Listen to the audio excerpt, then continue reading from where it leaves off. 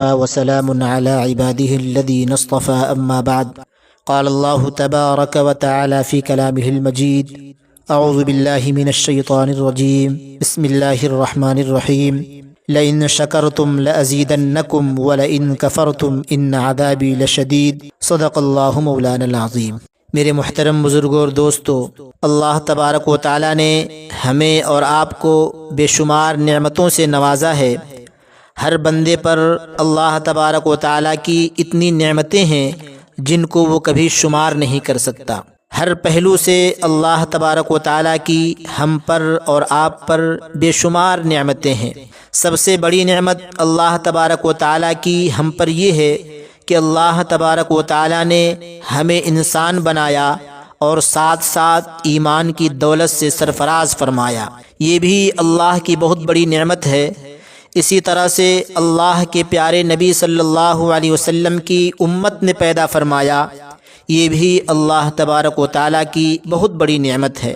اسی طریقے سے اللہ تبارک و تعالیٰ نے ہمیں اور آپ کو صحیح سالم جسم عطا فرمایا، ہمارے سارے اعضاء و جوارح صحیح سالم عطا فرمائے۔ یہ سب اللہ تبارک و تعالیٰ کی بڑی نعمتیں ہیں، بے شمار نعمتیں ہیں۔ اتنی نعمتیں ہیں کہ بندہ اگر ان نعمتوں کو شمار کرنا چاہے تو شمار نہیں کر سکتا۔ اتنی نعمتیں ہیں کہ بندہ اگر ان نعمتوں کو شمار کرنا چاہے تو شمار نہیں کر سکتا۔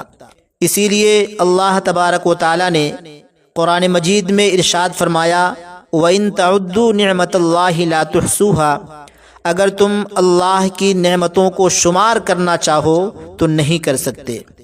تمہاری ولادت سے لے کر تمہاری وفات تک ہر گھڑی ہر پل تم پر اللہ کی اتنی نعمتیں ہیں کہ تم ان کو کبھی گن نہیں سکتے۔ انسان اگر سانس بھی لیتا ہے تو یہ سانس بھی اللہ کی بہت بڑی نعمت ہے۔ ماہرین اعداد و شمار کے مطابق انسان 1 منٹ میں 16 یا 17 مرتبہ سانس لیتا ہے۔ اس حساب سے ایک دن میں 24 گھنٹے ہوتے ہیں اور 24 گھنٹے میں 1440 منٹ ہوتے ہیں، تو 16 مرتبہ سانس لینے کے حساب سے ایک دن میں انسان 23,040 سانسیں لیتا ہے۔ یہ اللہ کی بہت بڑی نعمت ہے کہ ہم آسانی سے اتنی سانس لیتے ہیں۔ اور اللہ تبارک و تعالیٰ نے قرآن مجید میں ارشاد فرمایا: لَإِن شَكَرْتُمْ لَأَزِيدَنَّكُمْ وَلَئِن كَفَرْتُمْ إِنَّ عَذَابِي لَشَدِيدٌ، کہ اگر تم میری نعمتوں کا شکر ادا کرتے رہو گے تو میں تمہاری نعمتوں کو بڑھاتا رہوں گا، اس میں اضافہ کرتا رہوں گا۔ یہ اللہ کی طرف سے وعدہ ہے۔ تو بندوں کی یہ ذمہ داری ہے کہ جب اللہ تبارک و تعالیٰ نے اسے اتنی نعمتوں سے نوازا ہے تو ہر وقت اس کا شکر ادا کرنا چاہیے۔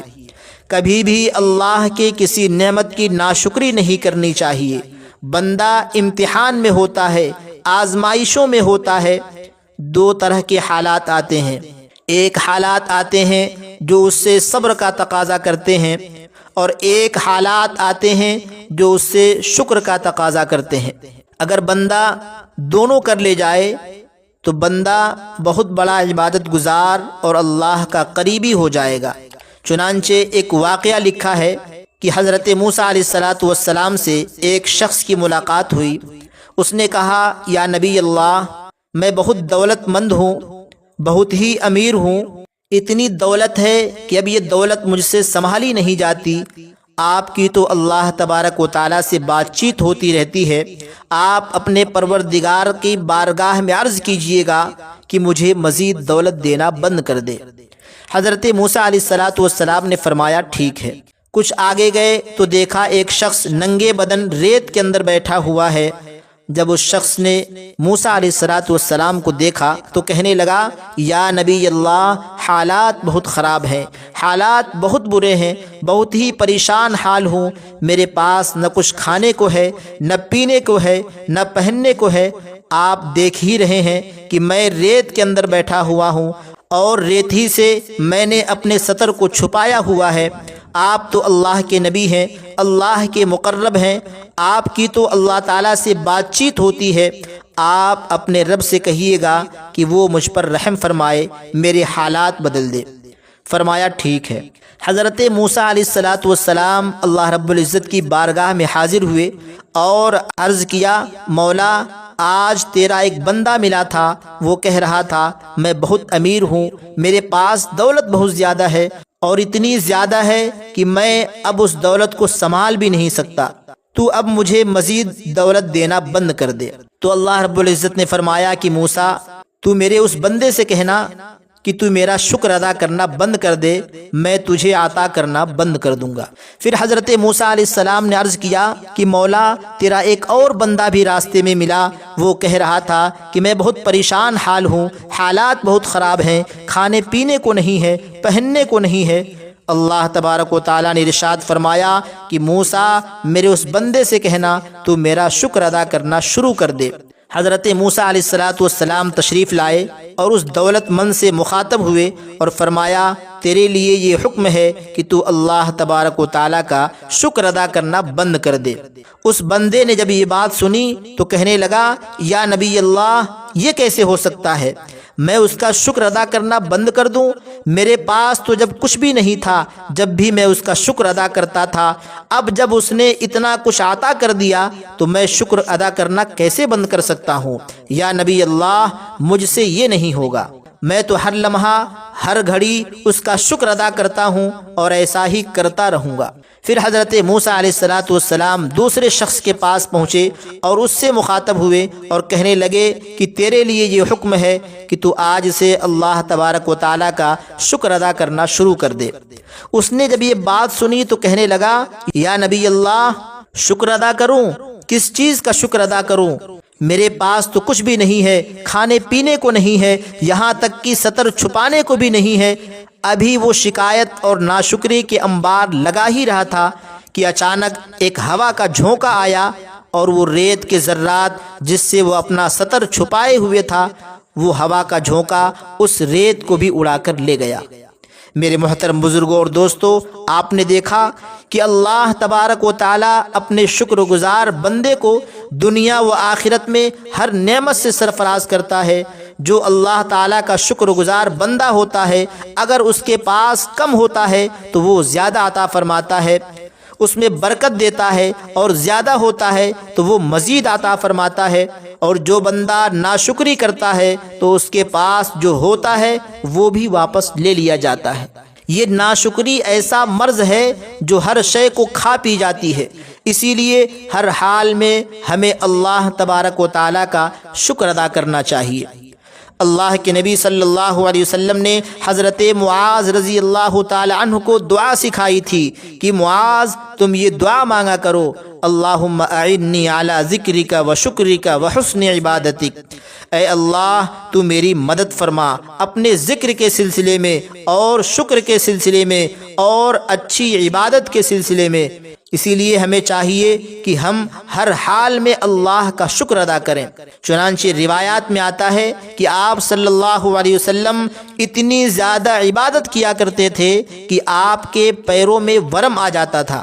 حضرت عائشہ صدیقہ رضی اللہ تعالی عنہا نے ایک مرتبہ کہا کہ اے اللہ کے نبی صلی اللہ علیہ وسلم، آپ تو بخشے بخشائے ہیں، قرآن میں اللہ نے آپ کی بخشش کا اعلان فرمایا ہے اور آپ اتنی زیادہ عبادت کرتے ہیں۔ تو اللہ کے نبی صلی اللہ علیہ وسلم نے فرمایا، اے عائشہ، جب اللہ نے مجھے اتنی نعمتیں عطا فرمائی ہے تو کیا افلا یکون عبدا شکورا، تو کیا میں اس کا شکر گزار بندہ نہ بنوں؟ یعنی جب اللہ نے مجھے سب سے بڑا بنایا ہے، سب سے زیادہ مجھ پر احسان فرمایا ہے، تو میری یہ ذمہ داری ہے کہ میں سب سے زیادہ اس کا شکر گزار بندہ بنوں۔ میرے دوستو، آپ صلی اللہ علیہ وسلم نے بڑی اہم بات سکھائی، فرمایا دیکھو دین کے سلسلے میں ہمیشہ اپنے سے اوپر والوں کو دیکھو۔ یہ اصول بتایا اللہ کے نبی صلی اللہ علیہ وسلم نے کہ دین کے سلسلے میں ہمیشہ اپنے سے اوپر والے کو دیکھنا، اپنے سے نیچے والوں کو مت دیکھنا کہ وہ ہفتے میں صرف جمعے کی نماز پڑھتا ہے، میں تو پھر بھی ایک وقت کی پڑھ لیتا ہوں، نہیں، بلکہ اپنے سے اوپر والے کو دیکھنا کہ وہ کتنا پڑھتا ہے۔